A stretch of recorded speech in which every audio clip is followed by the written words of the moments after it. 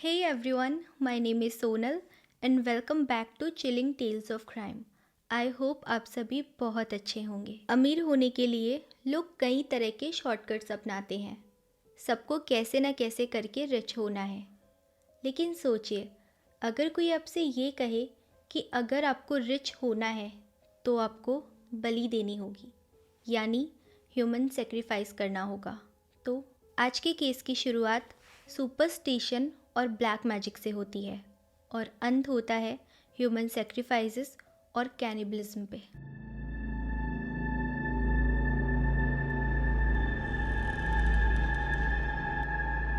केरला के एलंथूर विलेज में भगवल सिंह और उनकी वाइफ लैला सिंह रहते थे। दोनों ही वेल रिस्पेक्टेड डॉक्टर्स थे और काफ़ी पॉपुलर थे। भगवल सिंह एक ट्रेडिशनल आयुर्वेदिक हीलर थे जो कि एक ट्रेडिशनल आयुर्वेदिक सेंटर चलाते थे, जहां सिर्फ आसपास से ही नहीं बल्कि दूर दूर से भी लोग ट्रीटमेंट के लिए आया करते थे। भगवल सिंह पारंपरिक मर्मा थेरेपी प्रैक्टिस करने वाली फैमिली से आते थे। वे एलंतूर विलेज के वार्ड नंबर 13 में रहते थे। सिंह के पिता अपने समय में एक प्रसिद्ध मालिश चिकित्सक थे और उनकी मृत्यु के बाद भगवल सिंह ने क्लिनिक संभाला और कई सालों से अपनी वाइफ के साथ यहीं प्रैक्टिस कर रहे थे। ये दोनों ही सोशली काफ़ी एक्टिव थे और भगवल सिंह की बात करें तो सोशल मीडिया पे वो काफ़ी एक्टिव थे।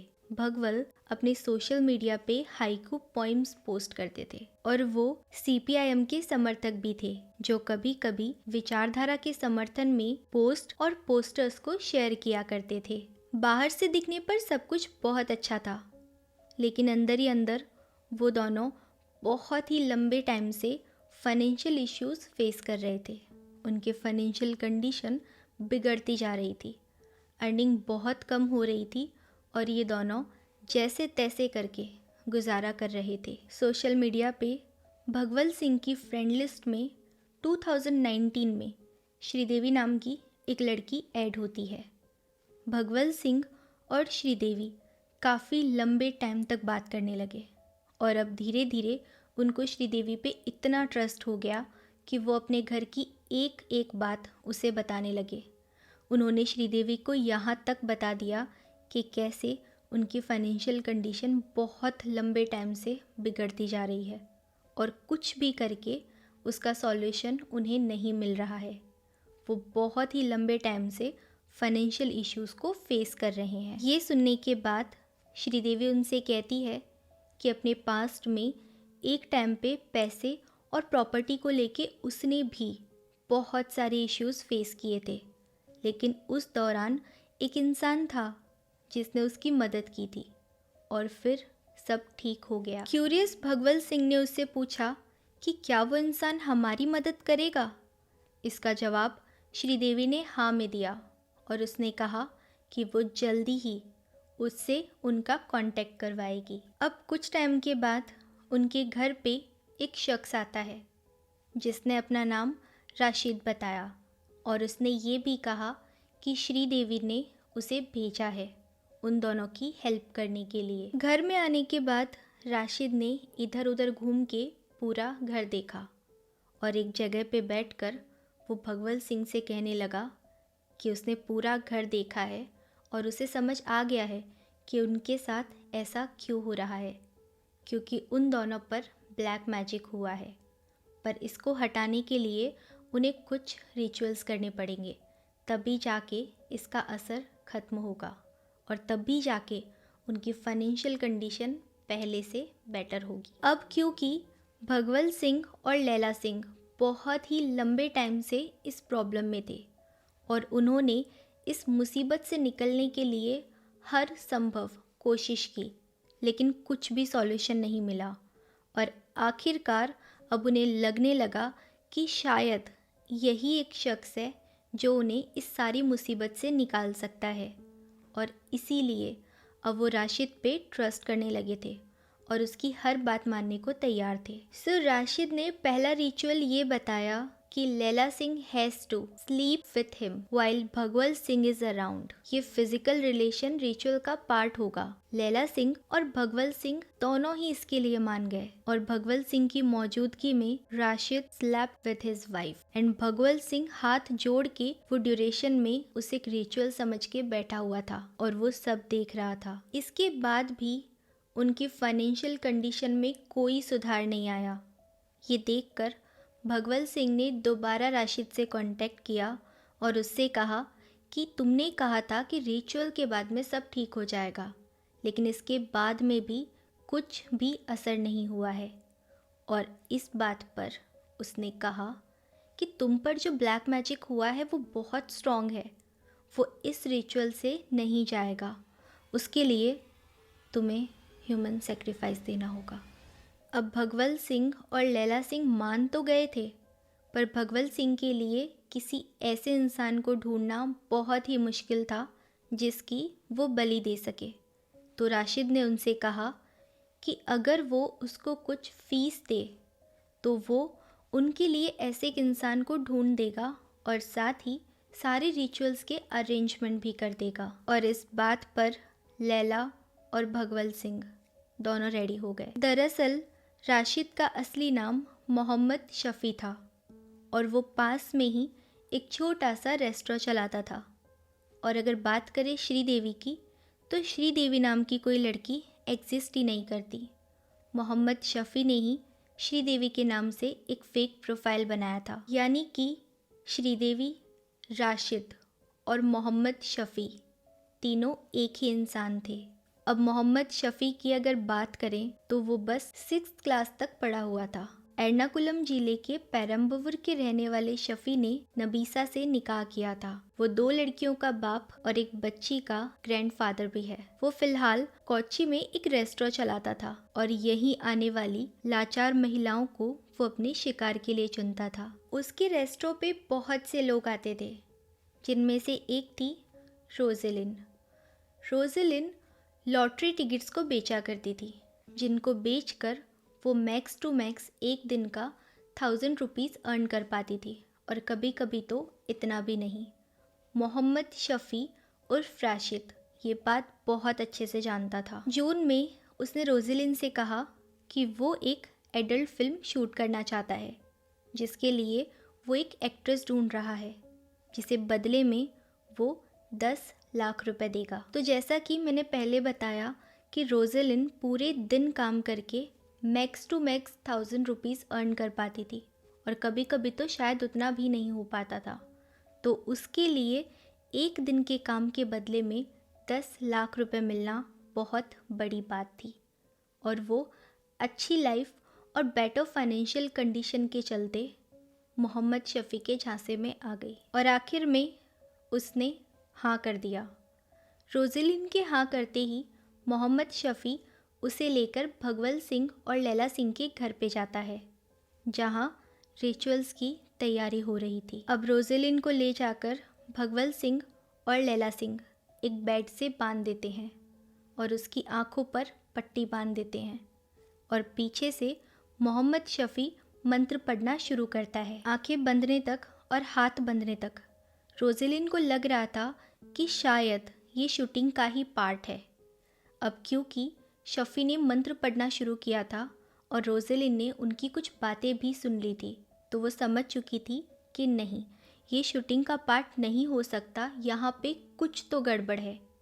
तो उसने चिल्लाना शुरू किया और ये देखकर लैला सिंह आगे आई और नाइफ से उसने उसका गला काट दिया। और वो तीनों इतने में ही नहीं रुके, उन्होंने रोज़ेलिन की बॉडी को छोटे छोटे पीसेस में काटा और उसका फ्लैश भी खाया। शफ़ी ने भगवल सिंह और लैला सिंह से कहा था कि अगर वो ऐसा करते हैं तो ब्लैक मैजिक का असर तुरंत ख़त्म हो जाएगा। और उस फ्लैश को खाने के बाद बाकी बचे हुए टुकड़ों को उन्होंने बैकयार्ड में एक गड्ढा खोदकर दफना दिया और ऊपर से नमक डाल दिया और इस तरीके से उन्होंने पहला ह्यूमन सेक्रीफाइस दिया। और ये सब करने के काफ़ी टाइम बाद तक भी उन दोनों की लाइफ में कुछ भी ठीक नहीं हो रहा था।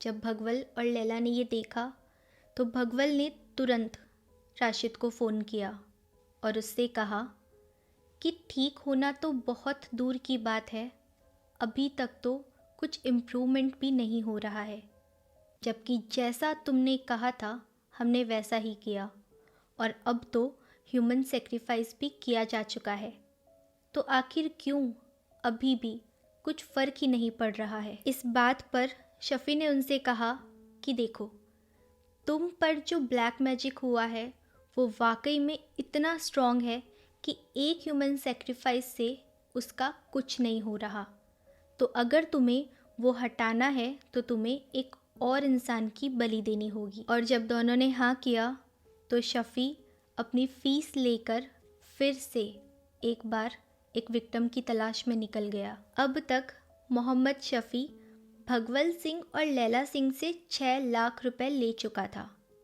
जिसके लिए उन्होंने अपनी सारी सेविंग्स खत्म कर दी थी और इधर उधर से पैसे लेकर शफ़ी को रिचुअल्स के लिए पे किया था। अब मोहम्मद शफ़ी फिर से एक बार एक नए विक्टिम की तलाश में खुद के ही रेस्टोरेंट में आता है, जहां उसकी मुलाकात 52 वर्षीय पद्मा से होती है। पद्मा भी उसके रेस्टोरेंट पे खाना खाने आया करती थी। पद्मा भी रोजेलिन की तरह लॉटरी टिकट्स बेचा करती थी और वो भी मैक्स टू मैक्स एक दिन में 1000 रुपीज़ से ज़्यादा अर्न नहीं कर पाती थी और ठीक उसी तरह कभी कभी तो उतना भी नहीं कर पाती थी। और इस बार भी मोहम्मद शफ़ी ये बात अच्छे से जानता था और उसने भी तुरंत पद्मा को सेम ऑफ़र दिया जैसा कि उसने रोजेलिन को दिया था। एडल्ट फिल्म में शूट करने के बदले 10 लाख। और पद्मा भी एक अच्छी लाइफ और बेटर फाइनेंशियल कंडीशन के चक्कर में उसके झांसे में आ जाती है और वो भी उसे हाँ कह देती है। पद्मा के हाँ करते ही मोहम्मद शफ़ी तुरंत उसे लेकर भगवल सिंह और लैला सिंह के घर जाता है, जहाँ रिचुअल्स की तैयारी शुरू हो चुकी थी। वहाँ उन लोगों ने उसे ठीक वैसे ही बेड से बांधा जैसे उन्होंने रोजेलिन को बांधा था। पद्मा को बेहोश करने के लिए उसके गले में प्लास्टिक की रस्सी डाल के उसका गला घोट दिया और बाद में उन्होंने पद्मा का भी गला काट दिया। उसके प्राइवेट पार्ट्स पे अटैक किया गया और उसके ब्लड को निकाल के घर की वॉल्स और फ्लोर पे छिड़का गया। उसके बाद उसकी बॉडी को 56 पीसेस में काट दिया और बैकयार्ड में उन पीसेस को नमक डालकर दफना दिया। और पद्मा को मारने के बाद मोहम्मद शफ़ी ने भगवल सिंह और लैला सिंह से वेट करने को कहा